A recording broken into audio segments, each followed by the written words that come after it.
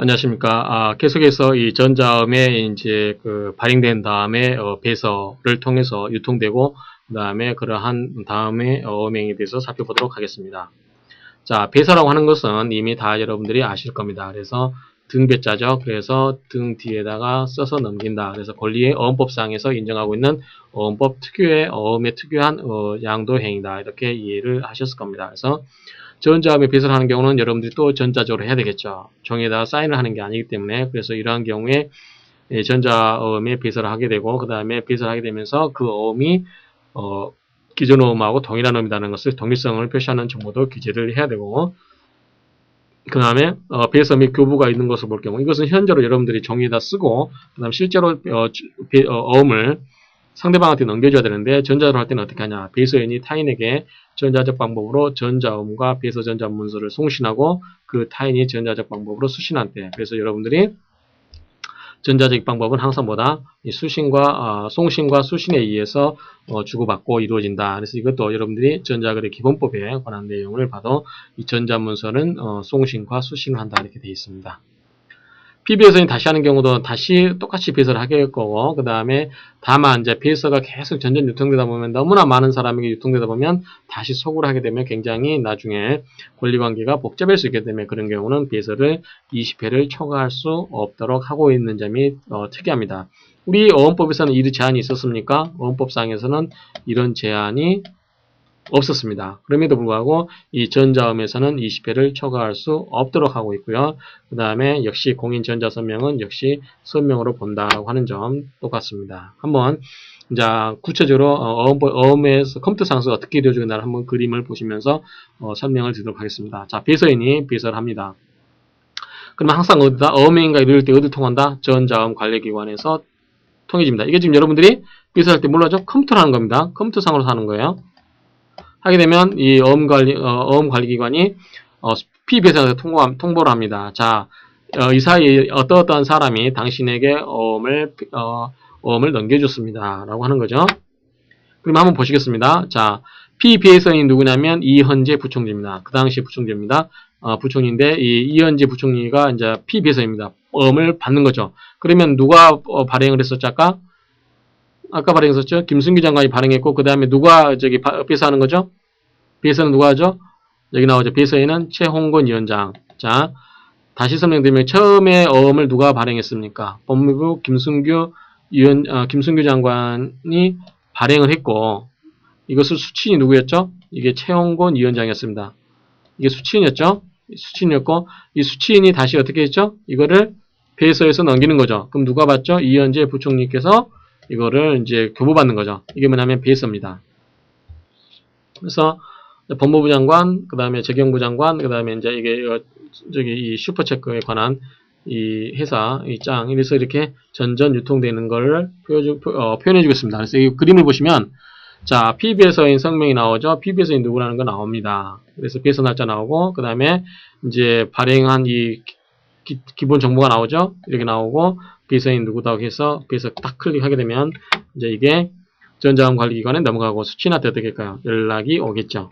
여기 보면 이제 문자로 자, 피배서인 이현재 부총리 핸드폰에 이게 뜨겠죠. 자, 장신 앞으로 어음이 배서되었습니다. 그래서 실제로 이제 보게 되면 자, 여러분들 다시 보면은 여기에 이제 뒤에 이게 앞면이죠. 자, 이건 뭐죠? 뒷면이죠. 그래서 등배자라고 했습니다. 배서를 뒤에 단다. 그래서 뒤에 보면 자, 피배서인 이현재, 그 다음에 최영권 위원장이 발행인 이렇게 쭉 나옵니다. 그 다음에 보증도 이제 여러분들이 어음을 보증 쓰는 거죠. 그러면서 여러분들이 보증이란 말을 잘 아시기 때문에 자세한 설명은 안 하고 넘어가겠습니다. 자, 전자음에 보증한 자는 전자음의 보증의 뜻을 기재한 후 전자문서를 첨부한다. 이것도 뭐다? 보증의 뜻, 전자문서, 이거 전부 뭐 한다? 이거는 전자적으로 한다. 전자적으로 한다는 게 중요합니다. 그 다음에 기명날인 서명, 요거는 항상 뭘 생각해라? 전자서명법상의 공인전자서명, 요게 다시 말로 뭐다? 공인인증서라고 하는 거다. 공인인증서. 우리 여러분들 금융거래 하신 분들은 아실 텐데 혹시 모르신 분들은 여러분들이 은행에 가셔가지고 전자 인터넷 뱅킹을 하겠습니다라고 하면 여러분들이 공인인증서를 발급을 받아야만 거래가 가능합니다. 이게 뭐냐면 공인전자서명이다라고 하는 점. 그래서 이러한 것들을 역시 똑같이 적용이 되어야만 나온다. 두 번째는 지급제시입니다. 자, 그러면 현재 소지인이 어떻게 할까요? 발행인이겠죠. 약소금이기 때문에 약소금에는 지급인이 있습니까? 없습니까? 없습니다. 자, 발행인이 어떻게 한다? 이거를 수취인한테 교부했다. 당사자가 두 당사자밖에 없습니다. 그래서 수취인부터 이렇게 소지인으로 온 거죠. 그럴 때 이 발행인이 수취인한테 주고 수취인은 다시 배서인 되고 이 사람이 피배서인 되고 쭉 이렇게 전전 유통됩니다. 배서. 그래서 현재 소지인이 이 발행인한테 지급 제시를 하는 거겠죠. 자, 전자음의 소지인이 전자음 및 전자음의 배서에 관한 전자문서를 첨부해서 지급 청구의 뜻이 기재된 전자문서를 금융기관에 송신하고 당해금융기관이 이를 수신한 경우. 다. 여러분들이 우리가 지급 제시는 누구한테 했죠? 지급인이라든가 이런 어음금을 지급해야 될 당사자한테 했습니다. 그런데 자, 재밌는 거는 전자어음에 있어서는 어떻게 한다? 금융기관에다 한다. 그래서 자, 발행인이 자, 여기다가 금융기관을 개입을 시킵니다. 그래서 금융기관에 뭘 아까 약정을 했죠? 당자계좌를 태야 된다고 그랬습니다. 그래서 당자계좌, 금융기관에다 당자계좌를 묶어놓고 돈을 넣어두고 자, 여기다가 이만큼의 돈을 발행해서 돌아오면 소진이 금융기관에다가 어음금 지급을 청구하게 되면 이 사람부터 받은 위임에 의해서 이 어음금액을 지급해주게 되는 시스템이다. 그래서 이 전자어음의 지급 제시는 누구에게 한다? 금융기관에게 할 수 있다라는 점이 특이한 겁니다. 그 다음에 전자음 관리기관에 대한 전자음의 제시는 지급을 위한 제시의 효력이 있으며 전자음 관리기관이 운영하는 정보처리 조직에 의해서 전자음은 만기일 이전에 자동으로 지급 제시할 수 있다. 자, 뭐냐면 여러분들이 사람이 하다 보면 그 날짜를 기억하고 해야 되는데 컴퓨터 하게 되면 날짜만 설정해 주게 되면 자동으로 그 날짜에 할 수 있게끔 예약 문자, 예약을 할 수 있다는 거죠. 그렇게 해서도 지급 제시를 할 수 있다라는 뜻입니다. 그 다음에 송신과 수신의 시기는 아까 말씀드렸다시피 전자거래 기본법에 의해서 그렇게 한다. 지급 제시를 하는 소지는 금융기관의 계좌를 기재를 해야 되겠죠. 그래서 내 계좌로 돈을 입금해주라. 지급 제시한 사람이 보여주면서 자, 내 금융기관 계좌가 이러이러하니 이 계좌로 내 돈을 넣어주셔 라고 하는 거고 지급 제시를 받은 금융기관은 자, 어음관리기관의 지급 사실을 통보를 해야 되겠죠. 자, 내가 이러한 소지인으로부터 지급을 청구를 받아서 내가 이 사람한테 어음금액 얼마를 지급해주겠다라는 지급 사실 통보를 해야만 됩니다. 그래서 전자음관리기관은 이 모든 것을 관리해야 하잖아요. 그래서 전자음 발행에서 전자음을 지급함으로써 전자음이 소멸되는 그 모든 과정을 전자음 관리기관이 그거를 기록하고 관리를 해야 된다라고 하는 겁니다. 다만 이 전자음 관리기관에서 운영하는 정보처리 조직에 의해서 지급이 완료된 경우, 즉 이런 경우는 이미 전자음 관리기관이 다 알아서 지급을 해버린 경우 때문에 이러한 경우까지는 그럴 필요가 없지만 원칙적으로는 이 지급을 완료할 때는 전자음 기관에 지급 사실을 통보를 해야 된다. 자, 관리기관이 있고 지급 제시를 하는 경우가 있는데, 자, 그 다음에 이제 이 서지인으로부터 지급 제시를 받으면 관리기관은 자, 지급 제시가 이루어졌음을 하고 지급이 이루어졌음을 표시하는 문헌이 기재돼야 되겠죠. 그래야만 그 어음을 가지고 다시는 또 그 지급 제시를 안 하겠죠. 그러한 뜻입니다. 지급 제시를 하는 경우는 지급인은 전부 또는 일부 지급을 할 때 소진에 대해서 어음금 영수를 증명하는 기재를 하여 교부할 것을 청구할 수 있다. 그래서 어음금이 자, 그 사람이 어음금을 받았다라는 사실을 증명할 수 있게끔 한다라는 겁니다. 한번 보십시다. 자, 소진. 자, 현재의 전자음을 소지인이 어음관리기관에다 지급 제시를 하게 되면 어음관리기관은 지급 청구를 발행인 거래은행에다 하고 지급을 완료한 다음에 소지인 거래은행에다가 지급을 하게 된다. 그래서 아까 자, 소지인이 뭘 한다고 그랬죠? 자기의 계좌를 써야 된다고 그랬습니다. 그래서 소지인이 거래하는 그 은행에다가 지급을 해줌으로써 완료된다라고 하는 점입니다. 그럼 여기 보시면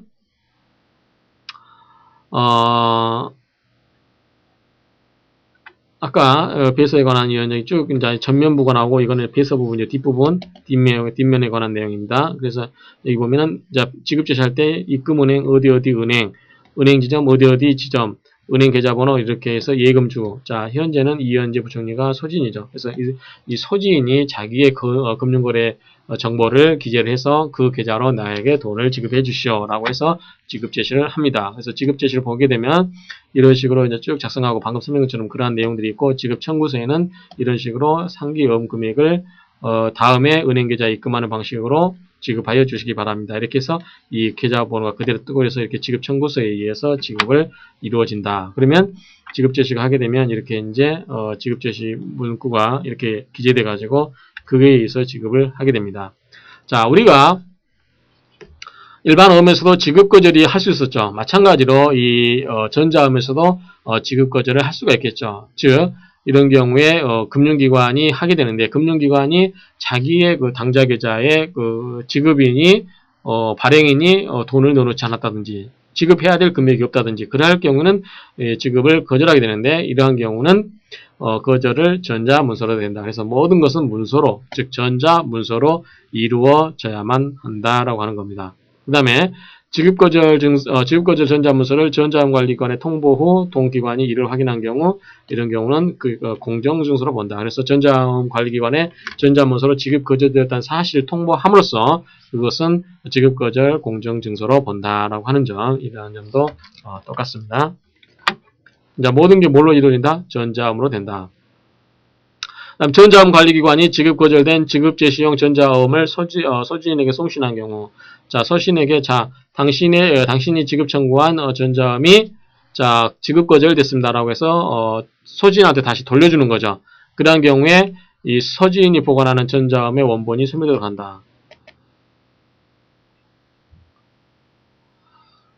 왜냐면 어음이 두 번 유통되면 안 되겠죠. 그래서 어음이 하나가 A에서 B로 가게 되면 이러한 A가 들고 있던 사본은 어떻게 될까요? 없어져야 되겠죠. 그래서 여러분들이 컴퓨터 파일은 복사를 해도 이것과 원본이 어떻게 된다? 똑같은 형태를 띄는 게 원칙이죠. 그래서 여러분들이 아무리 복사를 많이 해도 파일 복사해도 그 파일의 원본에 있는 그것은 그대로 저장이 됩니다.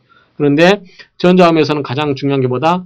이 A에서 B로 가고 B에서 C에서 D 이렇게 갈 때마다 이 각각의 사람들이 전부 어음을 하나씩 들고 있다고 하면 안 되겠죠. 그래서 이게 건너가면 이게 무효가 되고 다시 B에서 C로 가게 되면 B의 어음은 무효가 되고 전자음은 무효가 되고 C가 다시 D에서 가면 C가 가지고 있는 전자음은 무효가 되고 이런 식으로 작성이 돼야 된다라고 하는 겁니다. 그 다음에 지급 거절된 지급 제시용 전자음을 어음의 원본으로 본다. 내용은 크게 이해가 안 돼, 이해하는데 문제가 없을 겁니다. 그 다음에 소구인데, 소구는 여러분들이 뭐라고 했죠? 거꾸로 구한다 라고 했습니다. 그래서 약소금이기 때문에, A가 발행인입니다.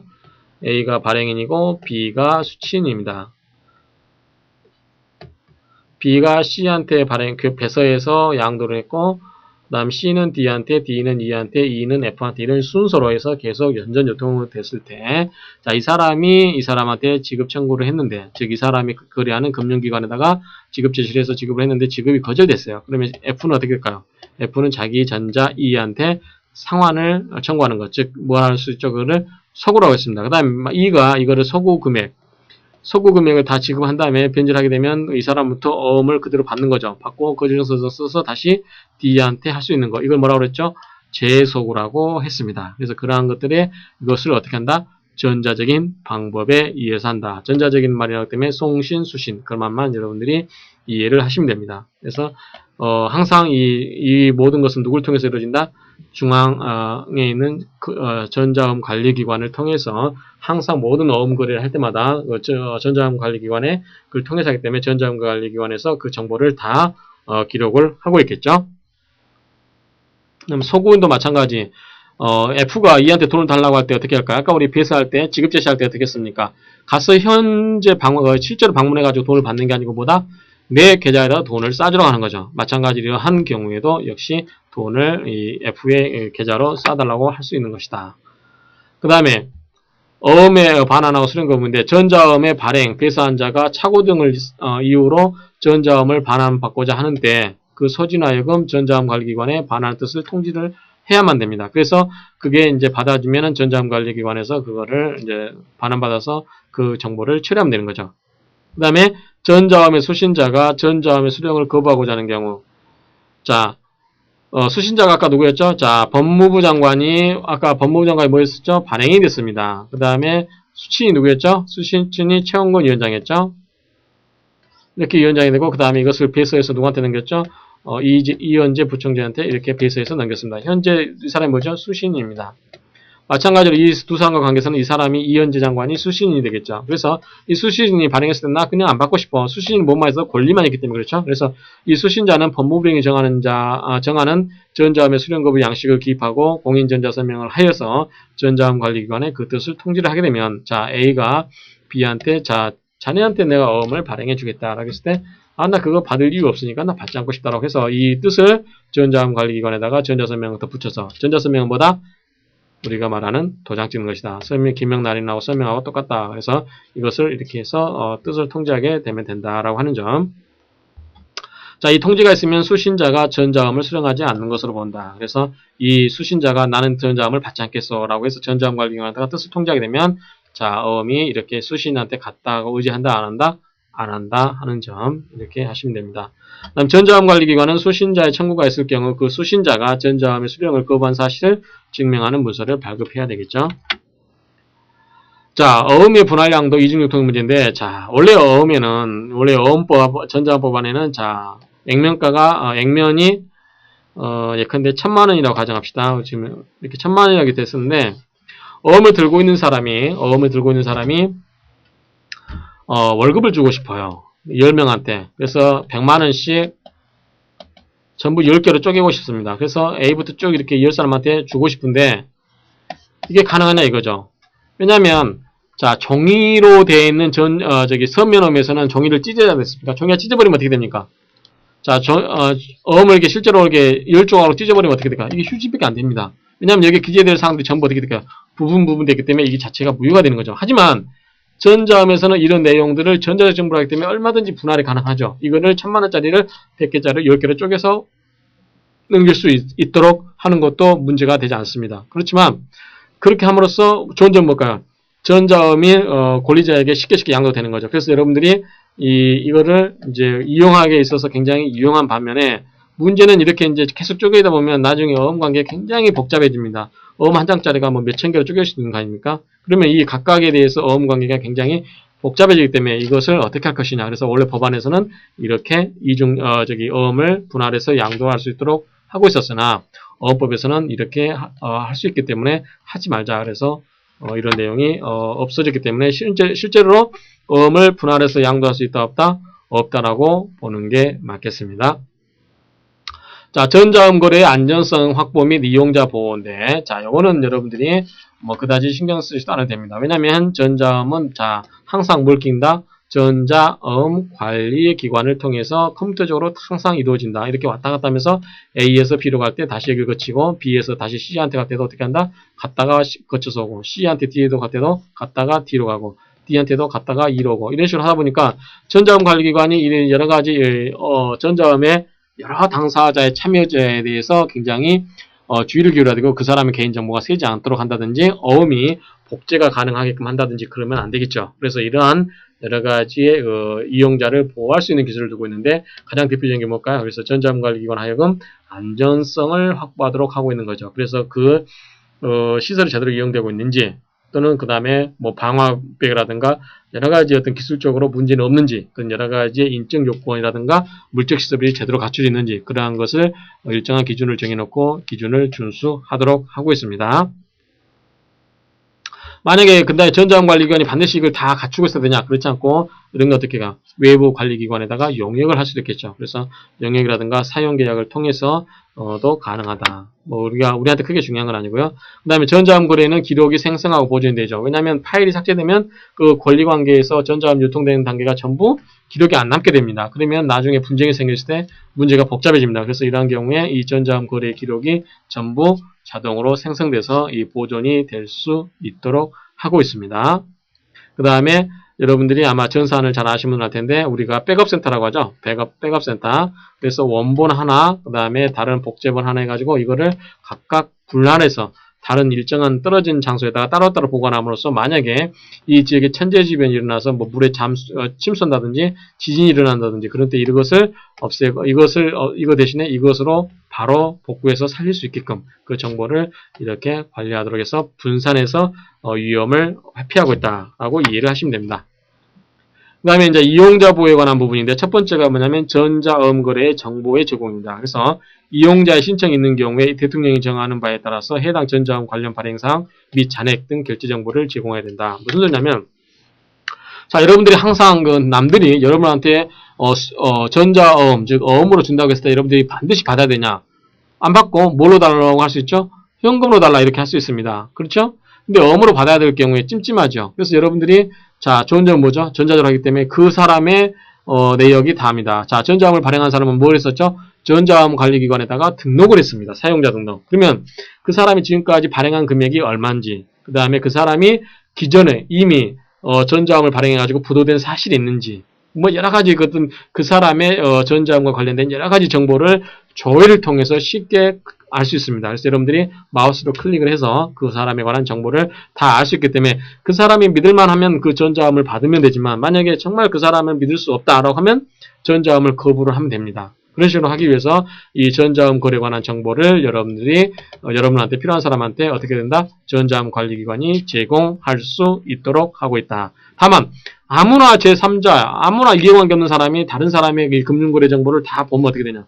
안 되겠죠. 그래서 이러한 경우에 전자음을 소지한 자 또는 발행인의 허락을 얻은 자에 한해서 이 전자음 관리기관에다가 그 사람의 전자음 발행인의 어떤 정보가 어떤지 이런 거를 요구할 수 있는데 그러한 전자음 관리기관에 요구할 수 있는 정보로는 자, 전자음이 진짜인지 가짜인지, 그 다음에 발행인이 최근 3년 이내에 지급 거절한 사실이 있는지 없는지, 그 다음에 발행인에 관한 정보로서 상법, 증권거래법 그 밖에 법령에 의해서 공시할 의무가 있는 정보가 있는지 그런 여러 가지 어떤 거래함에 있어서 필요한 정보를 열람을 할 수 있도록 그렇게 하고 있다는 점.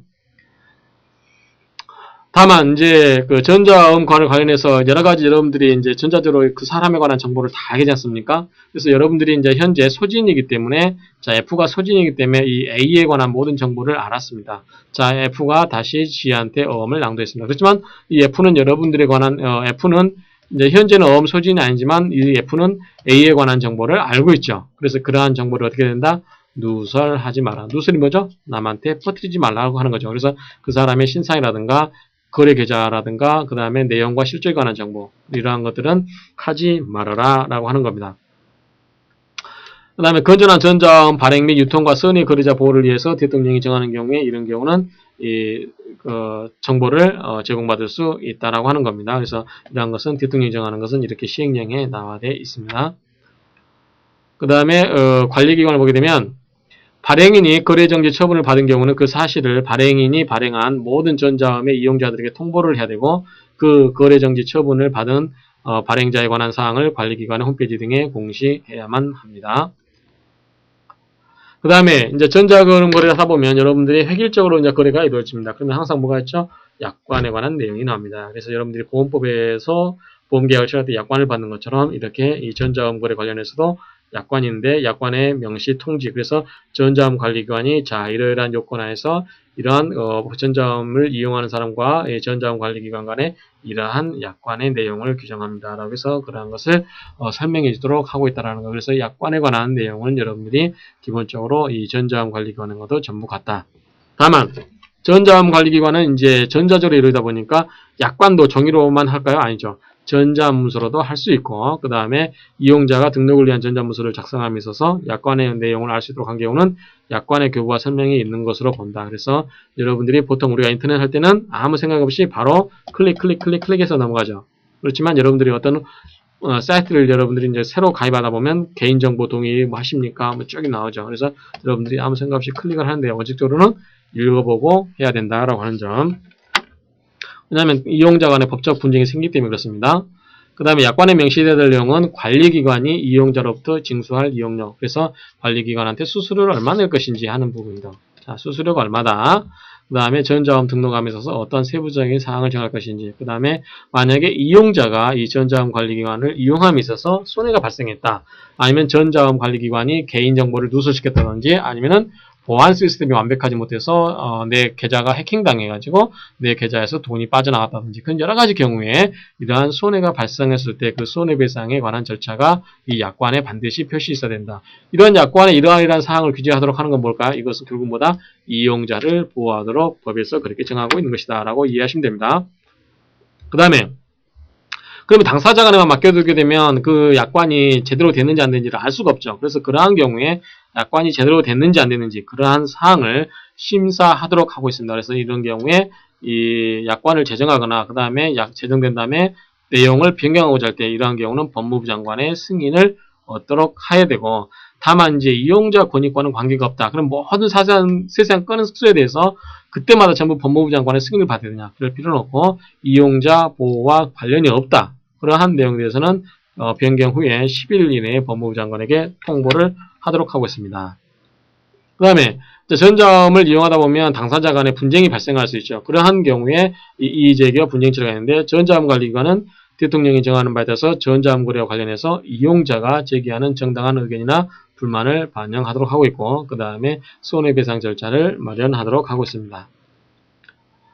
자, 전자음 등록 시 명시해야 될 절차에서 관리기관은 이 전자음 이용자가 전자음을 출력한 상태에서 이의를 전자문서로 제기할 수 있는 장치를 두어야 되고 이 장치의 이의에 대한 처리기간 및 처리 결과를 통지 방법으로 명시를 해야 되고 그 다음에 이용자가 전자음을 출력한 때 약관을 확인할 수 있도록 하여야만 합니다.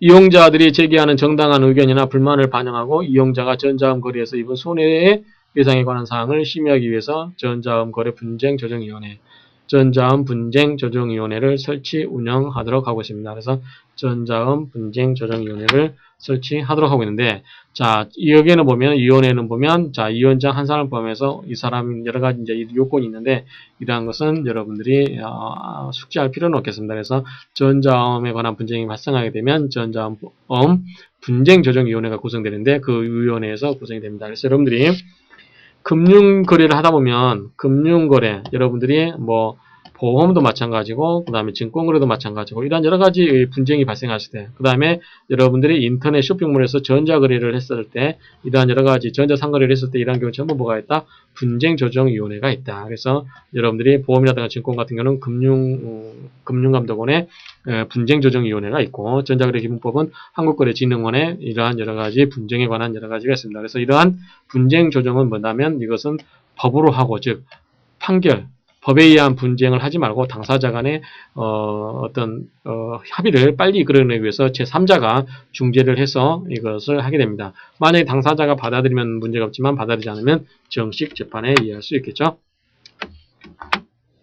그래서 지금까지 이 전자음의 어떤 여러가지 이용함에 있어서 안전성, 그 다음에 이용자 보호에 관한 제도가 전자음법에 어떠한 내용이 규정되어 있는지 이러한 내용을 살펴보았습니다.